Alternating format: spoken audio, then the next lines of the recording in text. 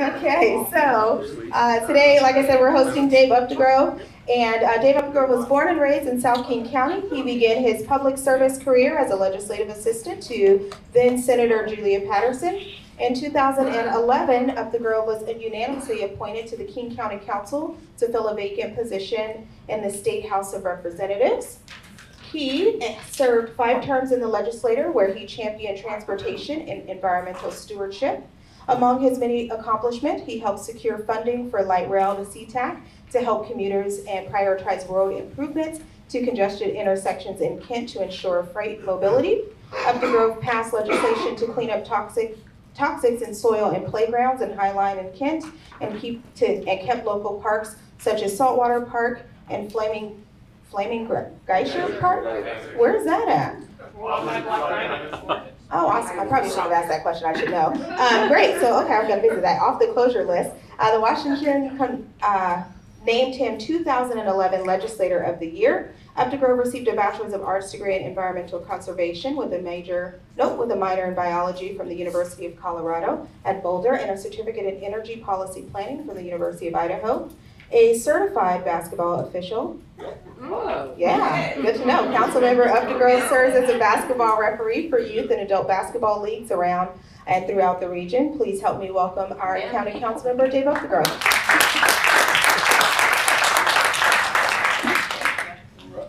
Well, thanks. I put on my tie just for you today.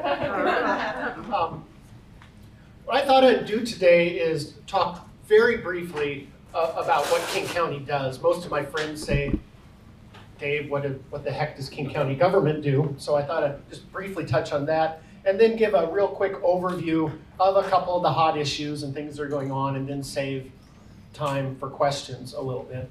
And I think regardless of your political view on any issue, I think one thing everyone in this room could probably agree on is that Washington, D.C. is sort of a shit show right now. And yes. I think it's why local government matters more than ever. And those of us who are elected to city government or county government have a responsibility to demonstrate that democracy can work and government can work, and that we have the ability to come together and compromise in order to deliver public services and solve problems. And I think King County does a pretty good job of that. We are a 9-member elected body. We are nonpartisan, meaning you don't run as a Democrat or Republican, but the reality is that all of us have come from partisan backgrounds thus far. So all of us kind of affiliate informally with parties. But despite that, I was our budget chair last year. And you've seen in Washington, D.C., all the fiscal cliff and the government shutdowns. Well, at King County last year, we balanced our budget without any gimmicks, kept a healthy reserve, a responsible reserve. We did it with a unanimous bipartisan vote, and we got done early. And so I think that speaks to our ability simply to function as an elected body. The way I describe what county government does, we do 2 things. We are the local government in areas where there are no cities. So Skyway, White Center, you head out I-90 up towards the mountains, you get out in the rural area. We're the local government service provider. We do the kinds of things that the city of Kent does around here. But we have no jurisdiction within cities at all. The second thing, and probably the biggest thing county government does, is we do the things that don't make sense for cities to do on their own. And we call those regional services. Classic example is buses. Imagine if Kent had a bus system, and Auburn had a bus system, and SeaTac had a bus. It wouldn't make sense. There's some things that make sense to do as a region, and we're a provider of regional services. And the main regional services we provide, the bulk of our work, is not sexy stuff. It's important, it's just not sexy. Solid waste disposal. After your local solid waste company picks up your garbage for the city, the county for the region deals with what do we do with it at the end of the line. The second great big body of work we have is wastewater treatment. It doesn't make sense for every city to have wastewater treatment plants. So all of the cities and water districts' water feeds into a regional wastewater system. Those are probably our 2 biggest lines of business. We also provide regional transportation services. We run King County Metro, the bus system. We provide some criminal justice services. For small crimes, your city does it, or something called a district court that the city pays for. But for serious crimes, for felonies, county government provides that regional service. So if someone is arrested for a felony, King County government provides the jail, provide the judges, we provide the prosecutors, we provide the public defenders. Doesn't mean we control the laws relating to sentencing, but we pay for and fund that infrastructure. We also provide public health services, infectious disease control handled by county, restaurant inspections. And to a limited degree, we also fund some human services as part of the regional services, largely through voter-approved funding. We don't have in our regular budget significant funds for human services, but the voters have approved several initiatives. So a lot of my friends think we control the regulations and the laws and the rules for all of King County. That's an important distinction. Your city elected officials and your city are the ones who make decisions about local policing and land use and things like that. So that's kind of what King County does. Well, we'll do questions as we go. What about the sheriff's department? Yes, we provide police services in the unincorporated, in areas where there's no cities. We're the local government. So we do a lot in the areas where there's no cities. We do sidewalks, police, land use, all that stuff. So do you oversee the sheriff's department and kind of their rules and stuff, or what do you do with it? To some degree, the sheriff in King County is independently elected. So we don't manage the sheriff's office. An independent elected sheriff does. We fund them. And we can set policies for the sheriff's department as it relates to their work in areas where there's no cities. It gets complicated. Some cities hire King County to provide police services. Kent doesn't, but SeaTac does, Burien does.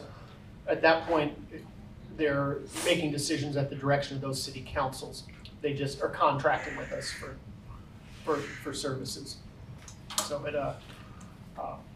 a lot of times people will come to me and say, Dave, I can't believe you're allowing new apartments to be built here where we wanted to keep a park or something. And I have to point out that's within the city of Kent or that's within the city of Burien. We have no control over that. Or I'll say, Dave, you should, pass a rule that says everyone in King County has to do X, Y, Z. And I say, we don't get to pass laws that apply to people in King County. And so it's got a little bit of a misperception there. Also, there's a lot of things that have King County in the name that we don't control. The King County Library System is not under the control of King County. We confirm the nominees to the board, that's it. King County Housing Authority is not under the control of King County government.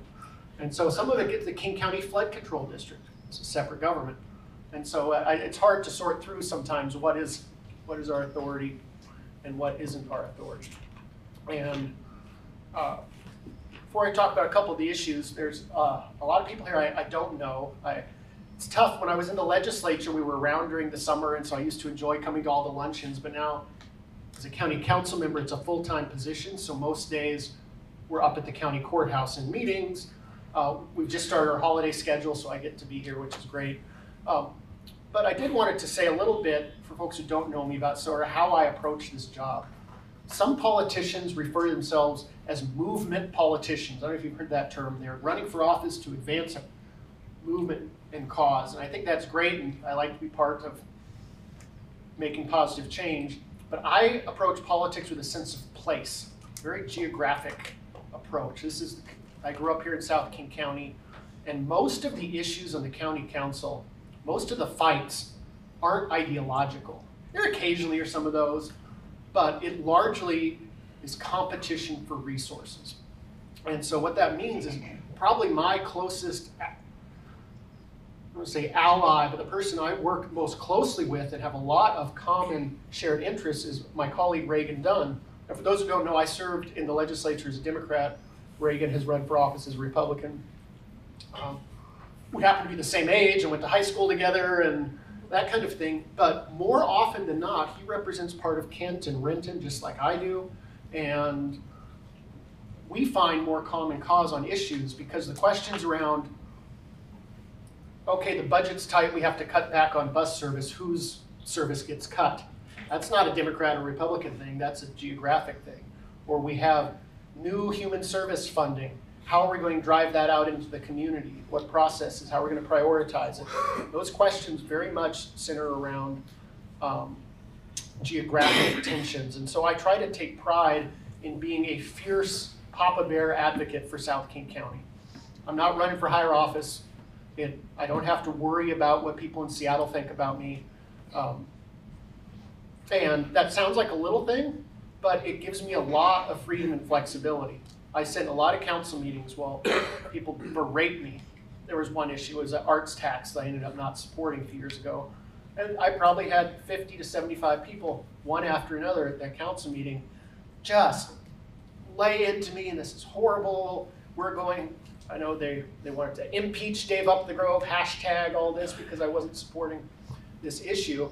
And I was watching on Facebook later too as this group was discussing this, and they said, literally said, hey Seattle people, let's recall Dave Up the Grove. Yeah, let's impeach him or whatever. And all this discussion, and someone chimed in and said, I don't think he's from Seattle.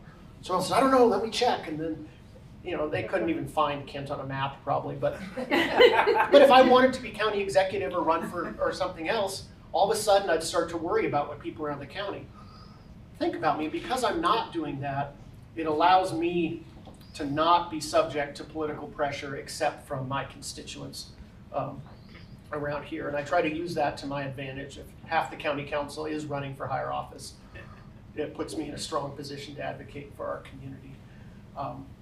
I think we're at a moment in politics where it's not that I'm not passionate about issues, but I think we need elected officials who are willing to work with people who they disagree with and find common ground and do it in a professional manner. We won't agree. I bet no one in this room agrees 100% with people next to them, but we have a democratic process. It's broken in many ways, but we have to be able to talk to each other. We have to be able to understand each other's interests and try the best we can to find that common ground. And I'll use that as kind of a lead-in maybe to one of what I think is the most salient issue of the day that I hear from people the most about, and it's the rising visibility of homelessness and addiction in our community. I want to start with a little story. If you can picture a homeless person passed out in front of the Kent Library. Not hard to picture. You're down there. And two people are walking into the library. Let's call them John and Susan. John looks down and sees that person passed out, and he's angry and he's heartbroken. He thinks that in the wealthiest country in America, wealthiest country in the world, we shouldn't have people sleeping in the street. He sees that as someone's son or daughter, maybe someone's mother or father, and this is inhumane, and the government needs to do something and get that person up and out of there. Susan may walk into the library, look down. She's also angry and frustrated. She's mad because she has her young daughters with her, and she's worried about public safety. This person might be a drug addict. She might not like how this person smells. She doesn't like what it's doing to her quality of life in the community and public safety.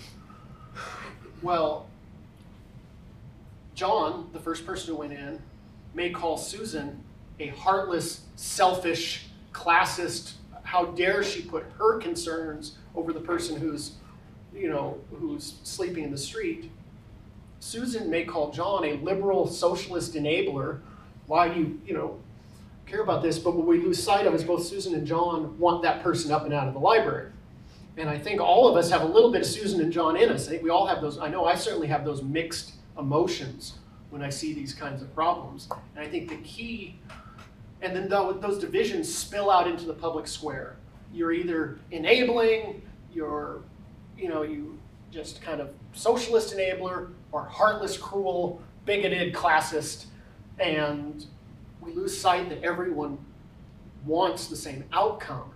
And we need to get beyond questioning each other's motives and get to a point where we are having legitimate conversations around what do best practices tell us work.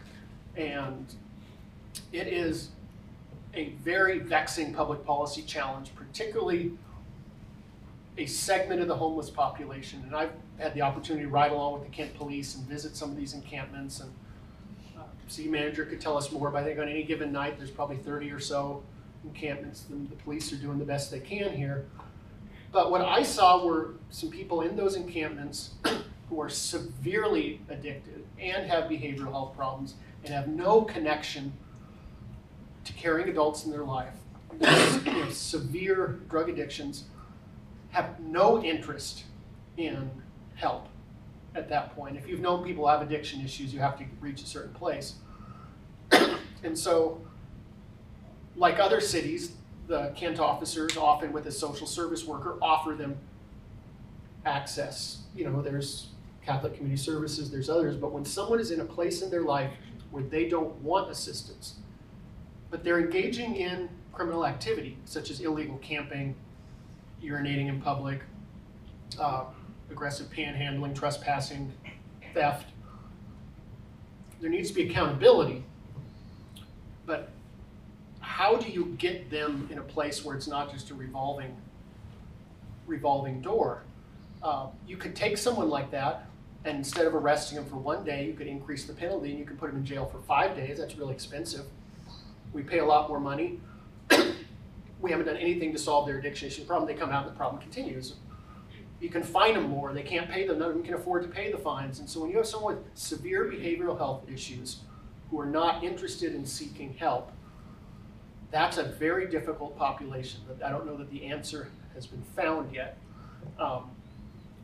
So I can really only talk. I spend a lot of time, I think a lot of us in office do, we lay in bed at night and we worry about these things and think about them. And so I kind of know where I'm starting to fall on a values standpoint. And it's kind of twofold.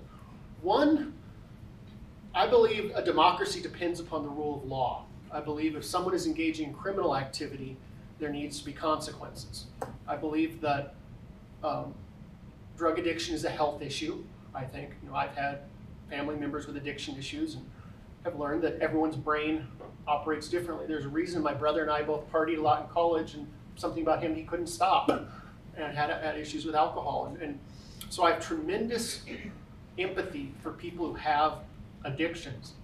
And I don't think criminalizing the fact someone is addicted is the right approach. But I also don't believe that if people are engaging in criminal activity because of their addiction, that is an excuse. It's not the fact that someone is addicted that someone should get, quote unquote, punished for. But if you're not employed and you have an addiction, you're going to need to feed that addiction. That's why we see, at least according to the information the Kent police gave me, in areas where there are encampments, an increase in property crime around them.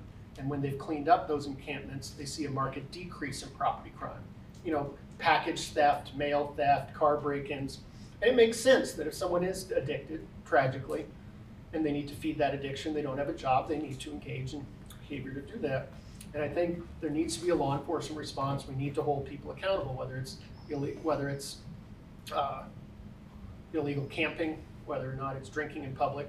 Because the minute a law enforcement officer drives by, and let's say there's someone drinking in public in maybe down in the downtown core, and citizens see that person drinking in public, and they see the officer see them, and the officer doesn't do anything, then we've really had a breakdown in our expectations we set for everyone. The flip side of that is I also think we shouldn't be afraid to invest in and support the citing of services to help people. And I think we're more likely to get public support for those services if we are also dealing with the law enforcement issues surrounding it. It is, I'd say, not entirely impossible, but it's almost impossible to cite a shelter or services that serve people who are homeless, who have addiction or mental health issues, because people don't want that in their neighborhood. And every neighborhood is someone's neighborhood. And then local elected officials, whether you're county council members in areas where there's no cities, or you're a city council member, you hear from those neighbors and then you say, okay, no, we don't want this here. We need to have facilities to help people. And so I guess philosophically where I've come down would piss everyone off. I think we need to be clear about enforcing our laws and being aggressive in addressing property crime issues. At the same time, we also need to be aggressive about getting services for people. And there are some signs. There's inpatient mental health treatment facilities opening up in Kent, so that the police have someone when that they can take, actually for people who are a threat to themselves or others because of their drug or alcohol use, will now have a place to go for emergency shelter beds in Kent. There's lots of good programming. KYFS, see Mike here, does a lot of outpatient work. Catholic Community Services runs a shelter here in Kent. But the real policy challenge is, what about the people? We spoke to someone in one of these encampments. The officer said, hey, do you want to go to Catholic Community Services tonight? You know, they'd say they've got a shelter. And the woman just sort of staggered off into the bushes. You know, I mean, she just was not in a place. She almost didn't even realize there were people in front of her, just not in a place to access services. I also, looking forward, and be careful what I say, because it could be controversial if it's construed the wrong way, but I think we can do more substance abuse treatment in our criminal justice system, and that's happening more at the King County Jail and in some of our local jails, so that when people are sentenced for that property crime, they're receiving behavioral health services in the jail, and then have what we call a warm handoff right into services out of there. It also, I think, if that secure detention, you know, someone in jail, they're securely defined, I think if we knew that they were receiving services, then perhaps prosecutors and judges might look at detaining someone for a longer period of time, because there is a much more of a chance of getting a public outcome that's the public benefit. You know, just take someone off the street for longer, sure, that gives you a little temporary relief, but this isn't a population that punishment is a deterrent. Constitution doesn't allow you to just lock, nor I think with my values, just lock someone up for life because they're addicted and camping illegally. But if we could better integrate our behavioral health services into our jails, into our prisons, look at, in those situations, we have confidence that longer sentencing, where we know people are getting help, and then have that warm handoff might be a pathway. Because you have an opportunity, people are detoxed. Not that it's very painful and difficult if you're on drugs, but if you're addicted to opioids and heroin and you get put in jail and you don't have access, and people do get access in jail, sadly, but much harder time getting access, the detox is happening by default anyhow. You may have an opening. It also might be sort of, it's definitely not the bottom, but it's a moment in that person's life where I think there's an opportunity to capture. And instead of just having them sit in a dark cell for 5 days and take them out, why don't we take advantage of that time and try to get people plugged in? So I'm supporting some new investments at the county, trying to get medically assisted treatment into fully up and implemented in our county jails. Some rural counties in Eastern Washington have had some huge success with this. They have smaller populations, but I think that integrating our behavioral health system into our criminal justice system could give us one opportunity for that very difficult population. Also want to comment, you may have seen something in the news. I don't think it's that big of a deal, but we spent a lot of time kicking around. King County and the city of Seattle are entering into agreement to create a new government, a new entity, an authority, a homeless authority. And I was the only dissenting vote. I like to say only dead fish swim with the stream. Think about that. But by an 8-to-1 vote yesterday at our final council meeting of the year, we authorized the county executive to sign an interlocal agreement with the city of Seattle to create a homeless authority. Some other regions do it, that would consolidate some of the policy decisions and a significant amount of the budget decisions to a new government made up of people appointed by the other governments. And I never liked the idea. I engaged in good faith. I was on the work group to design it, and finally I just had to say, you know, I'm out. But it's addressing a real concern, which is we have different governments funding similar programs, but they may measure different outcomes. The timing of the grant cycles may be different. You know, there's concern that we have a fragmented system of addressing this systemic problem, and I think that's true, but I think we can address all of those concerns without creating a new government.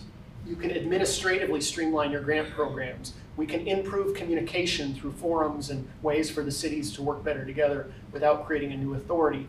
Because at the end of the day, I don't think the reason we have homeless encampments here in Kent is due to governance. I don't think that's what's causing the problem. Nor have I had anyone down here say to me, Dave, you know what would help us here in Kent is if we could get the city of Seattle more involved in what we're doing with homelessness down here. That is not what I'm hearing. And this teams the city of Seattle up with King County in one joint effort. And I don't think that's in the interests of South King County. I think there are some legitimate concerns about how can we better coordinate our care, but I think we can address those without creating a new government. I also fundamentally, I want to give something controversial to stir things up. I also have never been a fan of handing over budgetary and policy decisions to appointed bodies. And I've had some concerns about our arts funding to that degree. And it's not that I have some great solution and I want the power as an elected official. I lean a lot on our advisory committees and our experts. That's who I depend upon. But think about it. If you take the elected officials out, we've taken you out. You can throw me out of office. You can't throw an appointed person out of office. And I think, and there's a lot of talk, people say they want to do this to take politics out of it. And that's another term I don't like, because I don't believe in a democratic society issues should be entirely determined by academics, consultants. It's important to look at best practices, but they also should be determined by the emotions, the opinions, the diverse views, and the feelings of the citizens that actually own and run the government. And if we take away your representatives, who are elected to represent you, out of the system process and give them simply a perfunctory oversight role and let the policy decisions be made by appointeds, I think it lessens the voice of people. So whether it's homelessness, whether it's arts funding, whatever, I'm usually skeptical with those types of designs and models. For counterpoint, I think she was first. Oh, okay. How do you feel about LEAD? How do I feel about LEAD, which is the Law Enforcement Assisted Diversion Program? I'm a fan. It's a program where if a police officer encounters someone for a low level, typically a drug crime, and it'll depend on what the jurisdiction has lined up, it gives them an opportunity to hold that person accountable through a process that's different than just prosecuting and locking them up. It gets them plugged in with services and programs to get them on the right path in life instead. And they have to stick with it or there's consequences. And the studies have shown that it actually keeps us safer.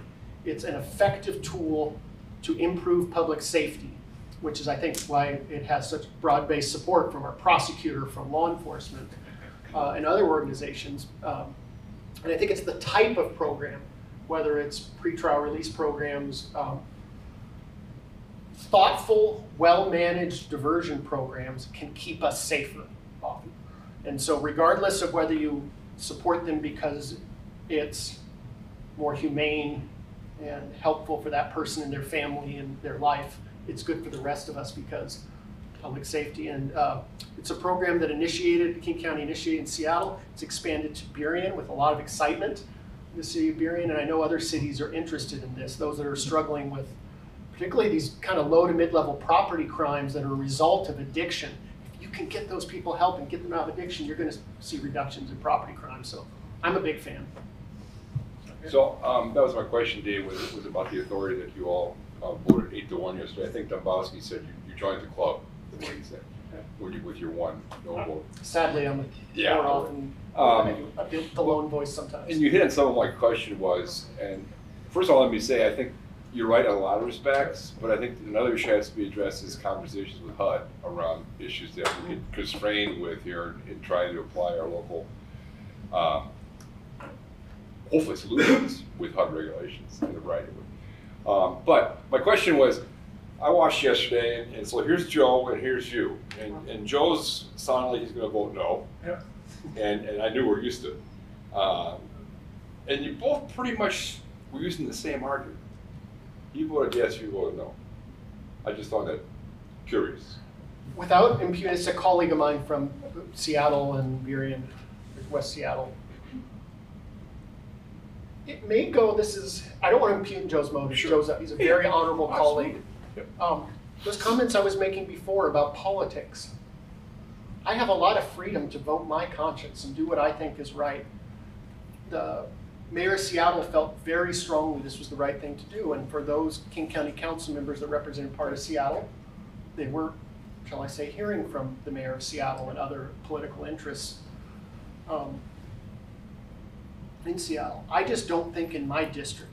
None of you called me and said, Dave, well, maybe we might have talked about it, but I don't even know if this was important enough to the providers down here. We talked about it last June, I think, yeah. Yeah, but I did not have an outpouring of constituent support saying, Dave, you know what would really help us down here is could you team up with the city of Seattle and pool your money with them and create one entity to work on homelessness? It just, I don't think this is something that my constituents would necessarily be supportive of. And if I thought it was going to do some great good, it might be, it might help. It might help with some fragmentation. I think we could have done that in different ways. There's also a risk that it creates more bureaucracy, that there's less accountability, and so on balance, I thought the risk outweighed the benefits. Another frustration I had is the perception that we're doing something. I'm concerned that we will pat ourselves in the back and say, what have you done about the homeless problem? I'll tell you what we've done. We created an authority. I actually think creating a new bureaucracy is the opposite of action. I don't think anything of substance will change in any of your lives or in the lives of people who are homeless one way or the other because of this decision. I hope I'm wrong. I hope it does help in some degree, but just in terms of issues that I work on that touch your lives, this was a governance structural change over who makes some decisions around money, largely. Yeah. You spoke quite a bit about homeless people being addicts, being, on the streets because of those things. Yep. What about the involuntary homeless who are there because they lost their job, lost their apartment? What kind of offerings are you offering to those people who are homeless involuntary? Besides something like King County Housing Authority, which is very, very difficult, and Section 8 is very difficult to get on. Yep. Absolutely, and I'm glad you asked that because I went right to this challenge of people with severe behavioral health issues, and that is a subset of a larger issue. And so I want to be clear, I don't view homelessness as a criminal justice issue. I think there are criminal justice issues that come out of people struggling with addiction, but I don't view homelessness as this isn't a crime issue. And people who become homeless for lots of different reasons, and there are clear correlations between things like cost of living and the cost of rent and homelessness, and we have system changes that we need to make around that are the challenges. The complex nature of getting the kind of change we need, the problems we have with cost of housing, cost of living skyrocketing, wages are stagnant. We have a disappearing middle class. We have the ability of people who have money and influence to influence politics even more. And there are a lot of different reasons, other than behavioral health reasons, that people find themselves without a roof over their head. And I think there's a lot the county is doing. County government isn't going to solve that problem, sadly. But we invest in housing itself in a lot of areas. We use some of your hotel motel tax money to build, we partner with nonprofit housing developers and build workforce housing near transit. So that it's essentially by getting a public subsidy with that nonprofit to build the apartment complex, that nonprofit operator of the apartment complex can hold the rents down a little bit so that that first-year teacher actually can afford rent, or a service employee who's working 2 jobs actually could not have to live on their parents' sofa. So building housing is one thing. It's expensive. I'm starting to question, quite honestly, whether or not that's the best use of those dollars, because the number of units you get for cost, we'll put in $5 million and yay, we created 29 new units of housing. But we put, in our last budget, I think we had $100 million into either new housing or preserving housing that's going to get wiped out when there's an affordable apartment complex. And then we also invest both federal funds and state funds that we administer, as well as some county funds that our tax levies pay for, to fund things like street outreach, to fund shelters. We operate in Seattle and in White Center. The county actually operates some shelters. We put services in there with it, so it's not just a roof over our head, but we try to give people opportunities to go up and out. And then we give a lot of grants to nonprofits that do this work. One of the things I championed was a $1 million a year line item to go for shelter services outside of Seattle. Because I was voting on a budget that we were boosting beds up at Harborview Hall, we were opening the admin building across from the courthouse. It's good stuff, emergency shelter, but we were investing like $8 million all in one part of the county. And so I got my colleagues to support a $1 million grant program for cities outside Seattle, and that subsequently got built into our human services levy. And so Catholic Community Services here in Kent will receive some beds, shelters. But one of the coolest things, one last thing that I think is really cool we're doing, when you voted for a tax levy called Best Starts for Kids, I don't know if you remember that, one of the things it funds is homeless prevention. So much of our money that we get from other sources, you have to be homeless in order to get the money, which is sort of this horrible catch-22. And so we took a model that the Gates Foundation had tried with domestic violence victims, and we replicated it countywide. And that is, we're giving grants to nonprofits in the community. I know one here in Kent is called Mother Africa, and they get funding. Oh, you got it as well? So Mike gets money for a caseworker.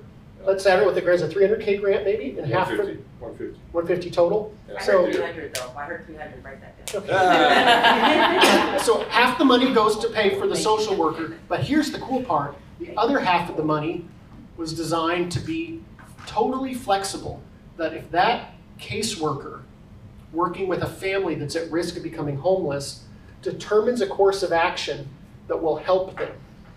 It might be they need to finish their GED in order to get promoted and get more money at work. Often it's rental assistance, short-term rental assistance. Seems to be more the trend of where it's going. When I get back to the office this afternoon, I'm signing a check for medical bills to keep someone home, housed. Yep. And that flexibility, it's scary as a government, because we want accountability for dollars and outcomes, and he has to report how all that money is spent. But we don't tell the caseworker or that family what it can be spent on, because often there are solutions. People sometimes mock, my colleague Reagan Dunn had proposed putting people on buses. You don't want to ship people. The notion of just sending people away, I think, is a little ridiculous. But there are some people who, with transportation assistance, could be reunited with a family member. Those kind of things. That flexibility to meet the needs out there, I think, holds some hope and promise.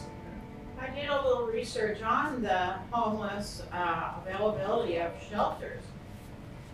What is that? There was really only about 3 shelters locally, and the rest were far away, Seattle, Burien.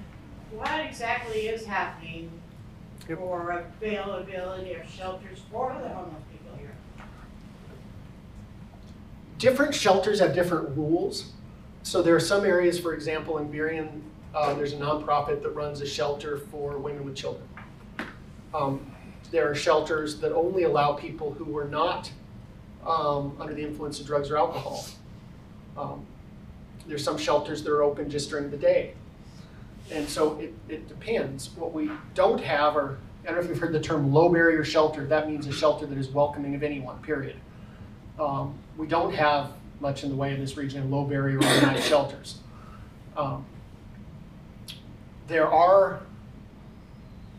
The biggest challenge is siting. Again, I go back to that. During the governance discussion, I talked to my colleagues. The problem isn't our governance. The problem is the willingness in a democratic society for people to be willing to approve of these kinds of things is their neighbors. And so I was with a group of folks who care a lot about this, and I thought it was kind of fun at their weekend conference. I was speaking at it, and they were chanting, "In my backyard, in my backyard," in that they're starting to recognize that if we're going to be successful, people need to have access, and part of that is geographic proximity. The fear that I hear from people is like that old baseball movie, "If you build it, they will come." I don't know that the data shows that out, and I also would say they're here. And who are they? They are people's sons and daughters. They are people's neighbors. They are people's employees.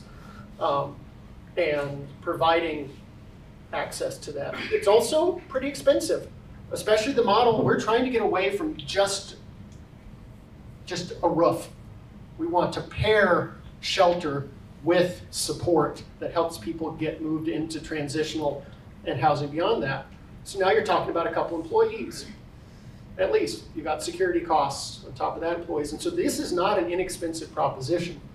We also have a huge need for permanent supported housing. That's where people, I'll put blunt, that don't have a pathway to resolving all of the problems they have. Maybe mental health issues in particular, long-term disabilities aren't going to be, there's a certain number of people that aren't going to be truly self-sufficient in their life. What do you do with people like that? And we have something called permanent supported housing, where they have a permanent home that has support there. We have a desperate need for permanent supported housing in the South End too. None of these are inexpensive, and nobody wants them next to them. And so getting a broader public understanding of how that actually can benefit us as a community. The classic example I would use is there was up on Pack Highway a proposal by Valley Cities, I want to say maybe 5 years ago. There's an old rundown lot on Pack Highway. It's a high crime area. It's all fenced off. There's litter, a lot of criminal activity. And there was a proposal. Valley Cities bought the site. It was going to build a spot to do inpatient mental health treatment. They were going to do substance abuse treatment. They were even going to do medically assisted treatment. A whole lot of things. And they got run out of town. Neighbors got the city council gone. I went and visited a similar facility over in West Seattle during that debate. It looked like a medical office. It was a beautiful campus. It had cameras and security cameras, beautifully landscaped, and probably was the most secure part of that neighborhood. And guess what? Brand new housing was springing up across the street. That corner and that part of town would have been cleaned up and safer had we done that, ironically. But try telling that to a mom whose daughter goes to the school a couple blocks away and has a natural, visceral human reaction. And so some of it's coming upon elected officials to have the courage, when we believe somebody's in the public interest, to make the case. But also, in a democracy, you can't lead if you don't have people following, so we need to make the public case that I think if we are addressing, this is kind of my big picture theory, that there's low-level criminal activity happening, whether it's homeless people or not homeless people. That's what I hear frustration. If I went to a neighborhood association in Des Moines and I say, let's talk about homelessness, and I open up the audience, the first questions will be about, someone broke into my mailbox, someone broke into my car. For much of the public, that's where the head goes with homelessness, because that's what's getting people frustrated. I wish it was altruism. I wish everyone was so altruistic that they saw people in the streets and they said, this is heartbreaking. And for some people there is, I think, and there should be, quite frankly.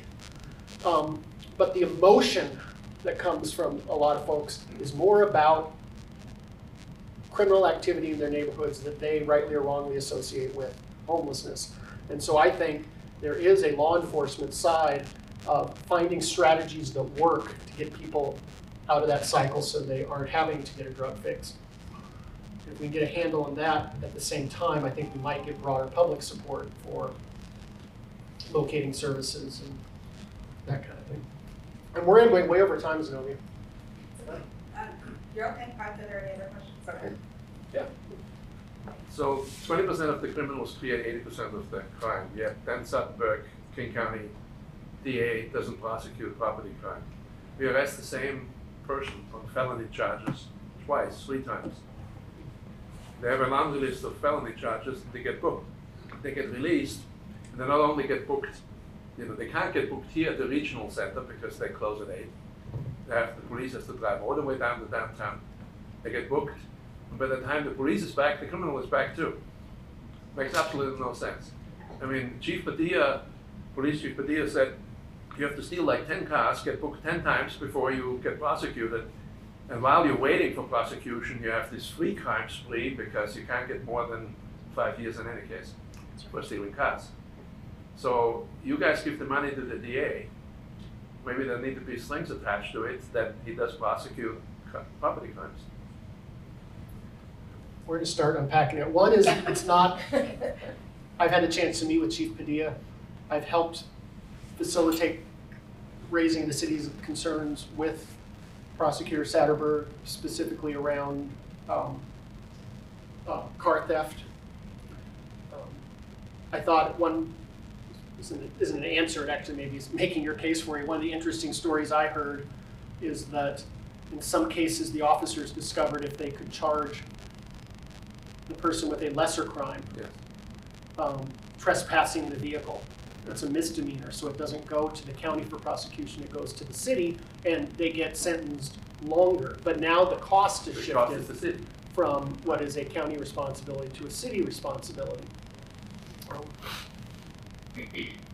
The answer I've heard from one is I don't know in terms of separation of powers of government, whether or not, one, it's even constitutional or it's appropriate for the legislative body of county government to start putting financial strings on how judges sentence. I don't even know that we could do that. I'm not talking about judges, I'm just talking about the DA doing his job that is mandated by the state of Washington law. I have asked him, I actually asked in a public session of the council, I said, are budget constraints what's leading to some of your decision-making relating to sentencing? And the long-winded answer I got was no. These are conscious policy decisions. I would want to know the details of each specific one, each case, before I would want to say it's good or it's bad. It's on my website. I publish everything I deal with the government. I will definitely check it out. What I've heard him say is they're focusing their resources on the most serious crimes. I'm repeating back what I've heard him say. Investigating those who are operating car theft rings versus, the kid or the 19-year-old who's just roped into it. I've heard him say when there is someone whose behavior is being motivated by addiction issues, I've heard him say you can ignore them, you can punish them, or you can help them. And it's the latter, the helping someone, gets you the longer term safety. I think there is an issue there. I'm not disagreeing that there is a public interest in making sure that people are held accountable for particularly car theft issues, and I need to learn a little bit more about that. But it's a tension we have that I actually think more of it is cost-driven, but I have a philosophical debate about what is the most effective technique to stop the behavior to keep our communities safe, and is duration of sentencing the right answer? And I don't know, depending on the case. I'll look at your website if you want to send it to me. I think you ought to invite Prosecutor Satterberg to come be your guest speaker. A lot of the way the court system works is through plea agreements. Most of these cases don't go to trial. And there's standardized sort of agreements that the prosecutor and the defender will reach under this situation. This is, I would say more than 90% of the cases get handled that way. And then even the judge's flexibility is reduced a little bit once someone has a plea agreement. So one is I appreciate your knowledge of actually identifying where some of these decisions are getting made. I often get said, Dave, why don't you put them in jail longer? what you suggested is a true recognition of the roles of government. I don't know that we could do that, or if it is proper to.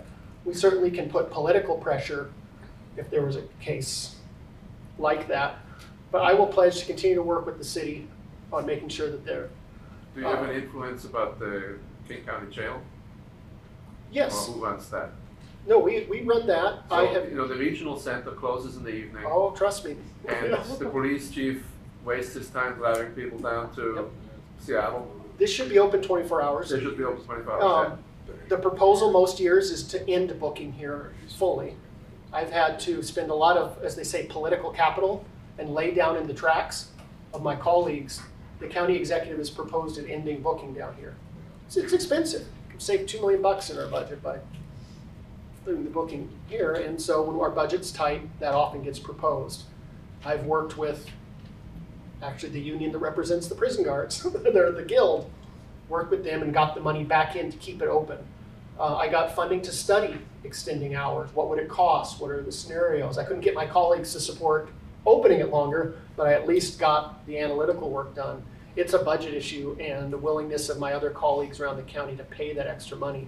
I think it's kind of BS because part of the understanding was when this facility was located in Kent, there are impacts from that. And we're seeing it because there's court-related activity around it that isn't necessarily the land use that the city had envisioned in a downtown core. But you had the benefit of the officers have a quick place to take people so they can be on their street. And then the hours get reduced and now that benefit is going away.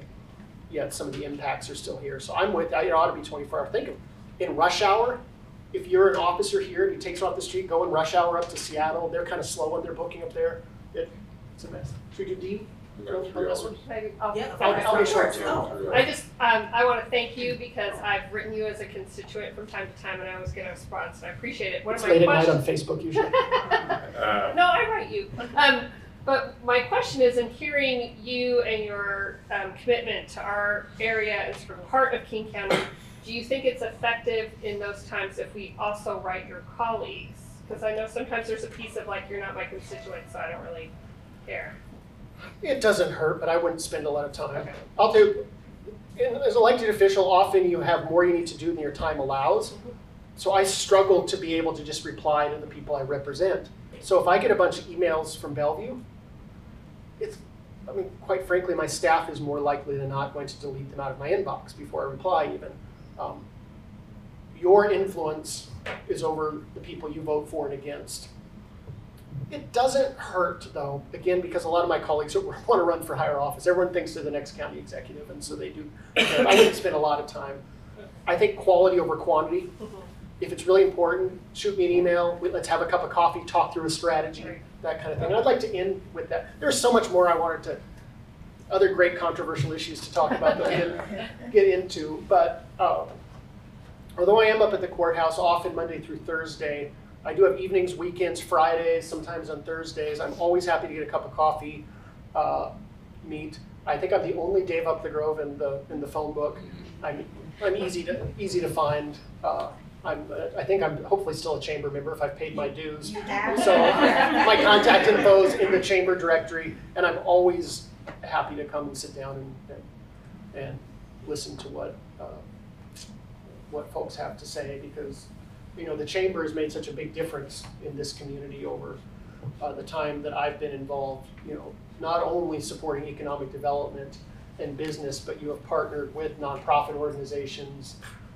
You're kind of part of the civic glue in Kent, and we need more of that right now. We need people coming together around civic goals and needs like this. So I'm very, very thankful for the work you do. Andrea was a dear friend. I thought, God, you could never fill her shoes, and then you have Zenobia, who's fantastic. There you go. To keep